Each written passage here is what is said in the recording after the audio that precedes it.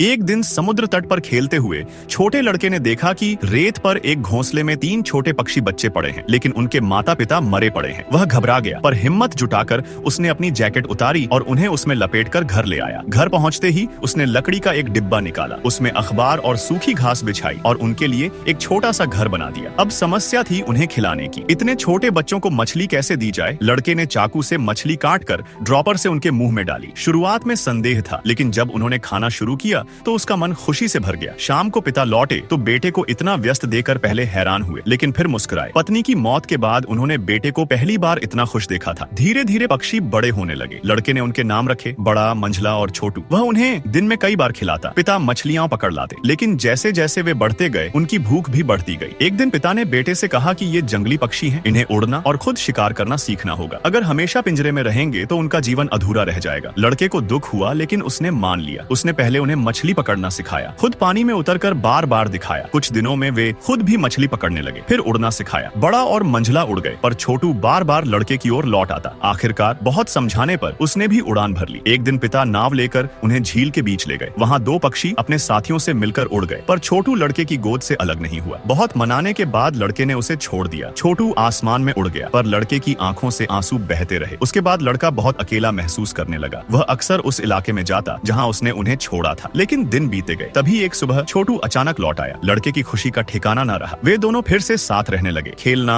मछली पकड़ना, घूमना। पिता ने भी इसे स्वीकार कर लिया, लेकिन खुशी ज्यादा दिनों तक नहीं रही। इलाके में शिकारियों का आना जाना बढ़ गया। एक दिन गोलियों की आवाज सुनाई दी। लड़का और छोटू चौंक गए। छोटू आसमान में उड़ गया और शिकारियों पर टूट पड़ा। लड़का भी दौड़ा, पर तभी गोली चली और छोटू जमीन पर गिर पड़ा। लड़का उसे गोद में लेकर देर तक रोता रहा। रात होने तक छोटू ने दम तोड़ दिया। अगले दिन लड़के ने उसे समुद्र किनारे दफनाया। उस क्षण उसने ठान लिया कि अब वह खुद को मजबूत बनाएगा, ताकि अपने प्रियजनों और प्रकृति की रक्षा कर सके। सालों बाद वही लड़का सफेद बालों वाला बूढ़ा बन चुका था। वह अपनी पोती को यह कहानी सुनाते हुए कहता है, आज यह इलाका सबसे बड़ा संरक्षित क्षेत्र है और वहाँ छोटू की एक मूर्ति खड़ी है। उसने अपने जीवन के बलिदान से अपने पूरे समुदाय को आजादी दिलाई।